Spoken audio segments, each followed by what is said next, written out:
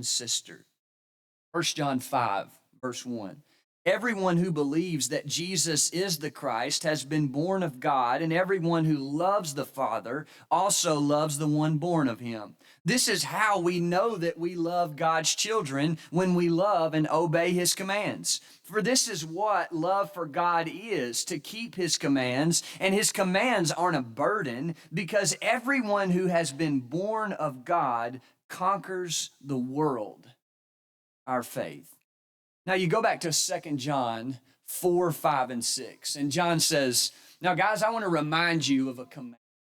I want to remind you of a command that you've had from the beginning. And you look at the bulk of 5 chapters. I mean, we just read every verse in 1 John that mentions the word love. And it is the bulk of the whole address that John mentions to these group of Christians that are scattered abroad. And now he narrows his focus to this congregation of God's people and says, I'm reminding you of something you should have known from the beginning. The way that you communicate your relationship with God to other people is love. Now, in this chapter, 2 John, or this book, it's the bare bones. He doesn't expound on it very much, but the reason I think he brings it up is because he wanted to remind the church that the major distinguishing difference, the contrast between true believers and false believers, is their love. Not just the way that they treat other people, mind you. When God says love one another or love others, he's not just saying you treat them kindly. It's more than that. John's equivalent in love. And you see it in 1 John chapter 5 and verse number 2. You see it also in 2 John and verse number 6. Right? You see it twice, that John's equivalent to love is not so much concerned about treating other people kindly as much as it is obeying our Father. Church, if we really want to do good at love, like if we really want to understand what love is, and maybe understand what John was trying to communicate to a church that was struggling with their identity and how they were going to respond to these false believers, he said, if you really want to communicate love to the world, obey your Father. Obey your Father. Obey God the Father. That's what communicates love more than anything. And if I'm obeying God the Father, then naturally the way I relate to people is going to be positive and kind and respectful and God honoring, if it is in fact the case that I am following the commands of God my Father. And that's what he reminds him in verse number 6. This is love, that we walk according to his commands. You want to really show love to the world? Obey God the Father. But then you move on in the text, beginning in verse number 7, and John shifts his attention to the false believers, and he starts to warn them about that. He reminds them of the command of love. I'm telling you something you should have remembered from the beginning. If you really want to live love in your life, obey God your Father. But then notice this. There are many deceivers, verse 7, that have gone out into the world. They do not confess the coming of Jesus Christ in the flesh. This is the deceiver and the Antichrist. Watch yourselves so that you don't lose what we've worked for, but that you may receive a full reward. Anyone who does not remain in Christ's teaching goes beyond it and does not have God. But the one who remains in that teaching, this one has both the Father and the Son. You know, I read verse number 7 as he transitions out of a reminder of the command of love. Like, this is the expectation for you. You'll really love the world if you love God your Father and you obey him. That's how you love the Father. You obey him. But then he shifts his attention to a threat on the lives of the believers in this particular congregation by telling them, listen, there are people in the world that will try to keep you from loving God and obeying God's commandments. Namely, their false doctrine or false theology that they're spitting is what I told you at the beginning, that they deny the bodily presence of Jesus, that they seem to see him as some sort of ghost or some sort of figure or apparition or something like that, that they're denying the fact that Jesus literally, physically walked the earth. And so John addresses them, and he really doesn't mince words. He says, those false believers, they are deceivers and they are Antichrist, or the Antichrist, some translations say. The word deceiver is an interesting one. I thought that was kind of cool. The Greek word is planos, P-L-A Planos. It's the same root word that we get our English word planet from. And I was interested to see why planet and deceiver come from the same word.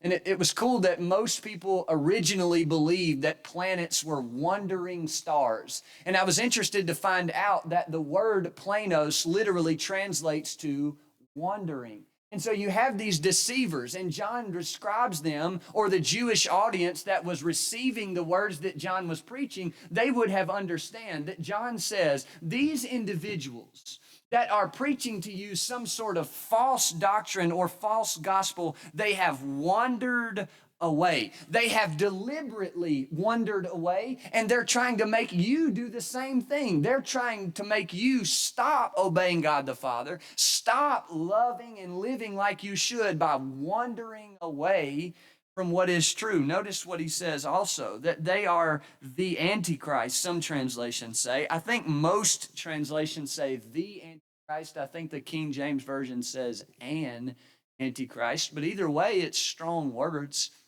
There's a lot of debate about what the Antichrist is, and this isn't the first time John mentions it. He mentions it in 1 John 2:18 and 22, I believe. 1 John 2:18 and 22 are the two places he mentions it. Not the first time it's brought up. A lot of debate on what that is, and I guess we could get bogged down in that if we wanted to, but what you need to know is the word Antichrist means opponent of Christ. So John essentially looks at these people who are trying to deliberately help believers in Jesus to quit obeying their Father and wander away. And that's what he says. They are wandering people and they are opponents of Jesus Christ. And maybe John uses these words to like shake them or shock them into listening to the warnings that he's giving them about the seriousness and the gravity of obeying God their Father. But then you get to verse 8 and you pay attention to what he says. And the idea is twofold. Why would John use such strong language like wanderers and opponents of Jesus to shock them into paying attention to what he's saying? Because if they don't and they're not careful and they lose sight of what love and living for God is all about, then they're prone to wander away from their reward. He says, watch yourselves, verse 8, so that you don't lose what we've worked for, so that you might receive a full reward. Commentators argued really over what verse 8 actually means. Some people believe that John was talking about the good progress of the church that they were experiencing in that moment. John was saying, like, right now in our church here, we've done so many good things. And if you let these false believers in and keep you from loving God the Father like you should and loving others like you should, well, then you're going to ruin every good thing that you have here. The reward of this good, strong, faithful church is going to be gone. Others of them say, well, no, John was talking about salvation, the end reward, the full reward. And I guess it matters which one it is. Either one of them make a point. Each one of them are strong. John was like, why would you want to lose a grip on this good, strong church family by letting these people come in here and pull you away from what you know is right? Or why would you even want to put heaven at stake? I mean, losing heaven, it's not worth the compromise. Why would you even want to think about losing the reward that God has laid up for you just to welcome these folks in? By the time you get to verse 9, when he mentions those not remaining in Christ's teaching, he really describes very well what the word deceiver means back in verse number 7. The CSB reads, but goes beyond the teaching. I think the NIV says something like runs ahead of the teaching. The King James Version reads transgresseth. That's a hard word. Transgresseth. That literally means transgress, to go beyond God's law. God spelled it out. To transgress is to go past it. That's the idea, what these deceivers were doing. They were running ahead of what God was doing. They were going beyond what God was doing. They were running past what God was doing. And they were trying to get these believers in this particular congregation to do the very same thing. John said, I want to remind you of something. Before he ever addresses these false believers and these people that are trying to get some folks to wander and walk away from the truth, he said, I want to remind you about this command that I gave you before. Love God your Father. And you do that by loving, or rather obeying, God the Father. And by extension, when you obey God the Father, the love that you have for He and others will be evident in your life. And by the way, there's a lot of deceivers that are going to make you stop doing that. They're going to try their hardest to keep you from being those people. They're going to tell you things that aren't true to try to get you to wonder or go beyond or run past what God is doing. I think the word literally in verse number 9 is to move past. Proago is the Greek word, to move past, essentially. They're trying to get us, even today. Folks try their very hardest to get us to move past or go beyond what God is doing.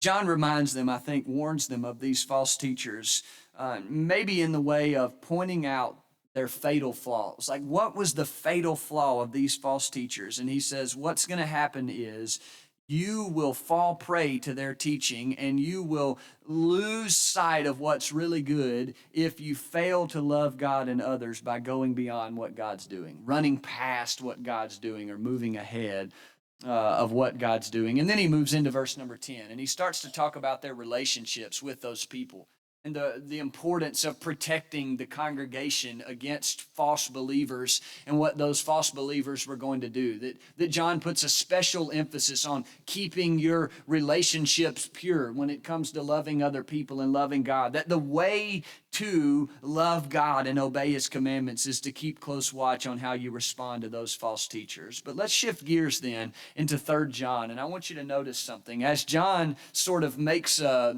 case study, if you will, for a positive example of someone who does love God the Father by obeying Him and someone who doesn't, someone who is a true believer, someone who is a false believer, because 2 John is the letter, the case. Here's the problem. You have this reminder to be what God wants you to be. Love, love, love. And you do that by following God's commands. There are going to be people that'll try to keep you from doing that. They're going to tell you false things. They're going to try to make you wonder by going past what God says. Don't have any relationship with those people. But then you get to 3 John rather, and he starts to write this letter to Gaius about these two individuals, Diotrephes and Demetrius. Demetrius is a good example.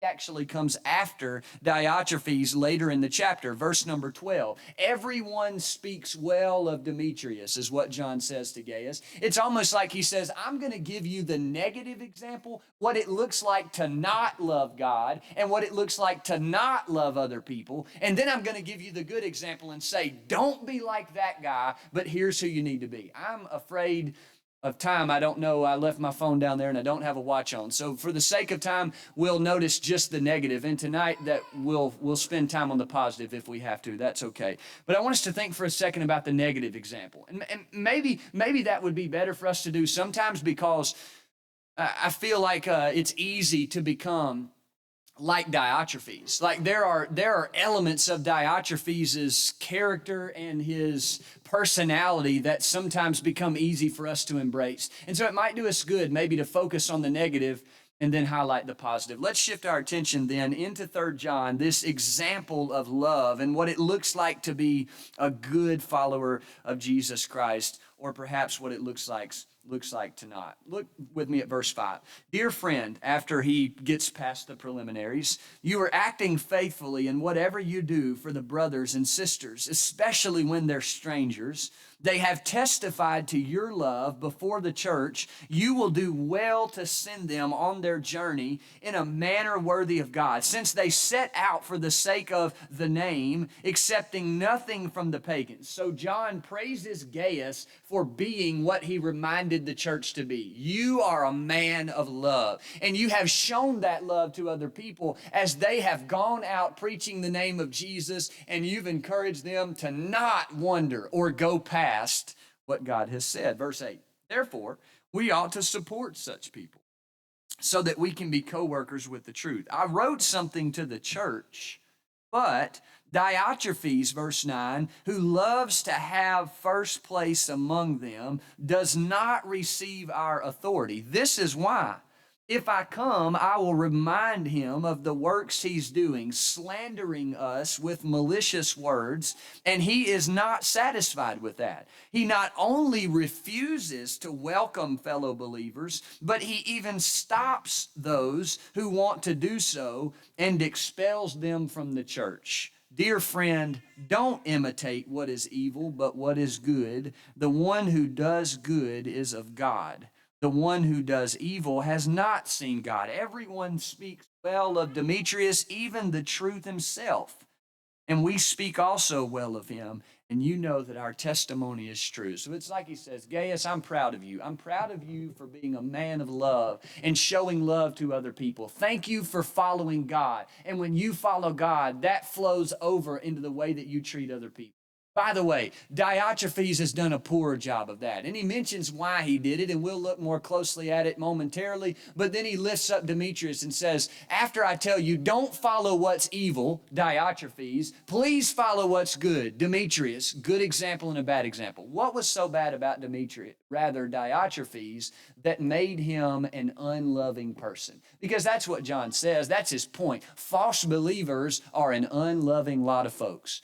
That they proved to be unloving by their actions. What made Diotrephes that? Number one, he was a self-centered person. You want a surefire way to be an unloving, displeasing person to God? Be self-centered. Look what it says about Diotrephes in verse number 9. He loves to have first place among them. That's what the CSB says. The NIV says he had the need to be first. The King James Version says he loved to have the preeminence. It was all about him. That's all that mattered. There was nothing else in the world more important to Diotrephes than Diotrephes. And he made that clear by the way that he interacted with other people. And you well know someone like that. Maybe you can think of someone that's a Christian that's like that you just can't stand to be around them because the only person that matters to them is them.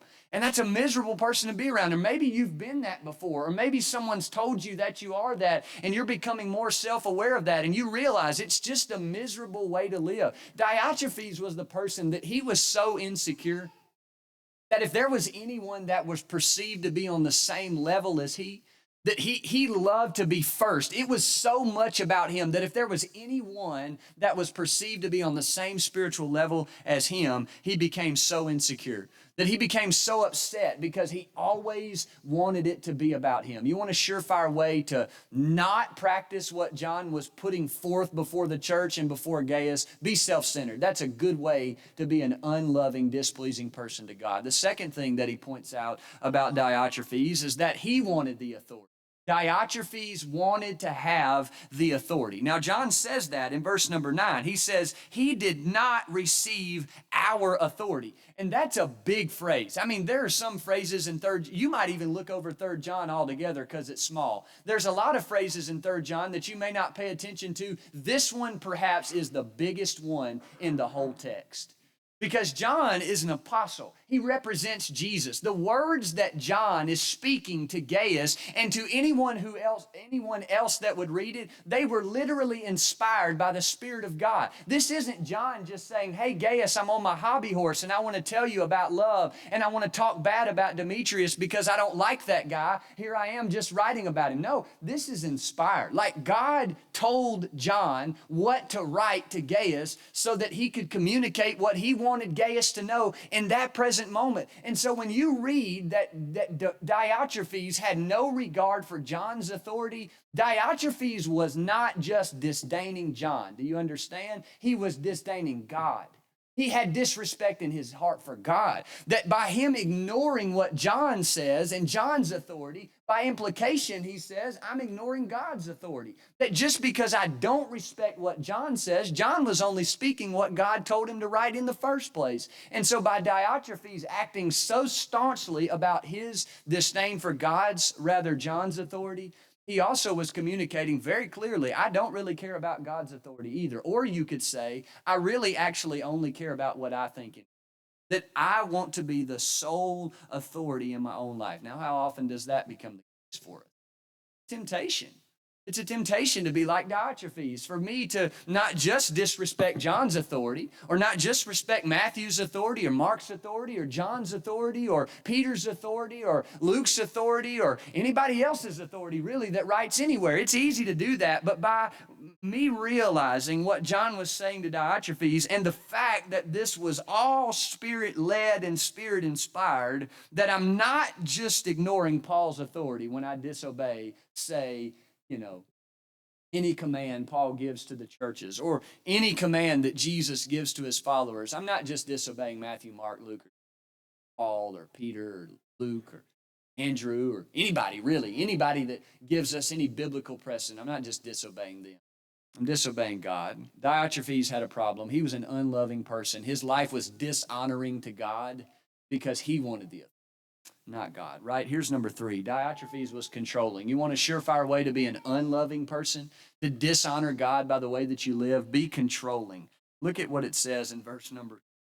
This is why if I come, I'll remind him of the works he's doing, slandering us with malicious words, and he's not satisfied that. Now listen to this phrase. He not only refuses to welcome fellow believers, but he even stops those who want to do so and expels them from the church. So not only does Diotrephes express his opinion, not only is he okay with saying, hey, I know what's right and I'm the one in charge, but then he suppresses everyone else's opinions. It's not like he welcomes everyone else. It's like, oh, by the way, if you are a threat to me or if you don't see the same thing that I see, then you are nothing. And I don't know whether or not you want to believe it, but I've seen it, and I'm quite sure you've seen it too, that there are a lot of Christians that adopt that mentality.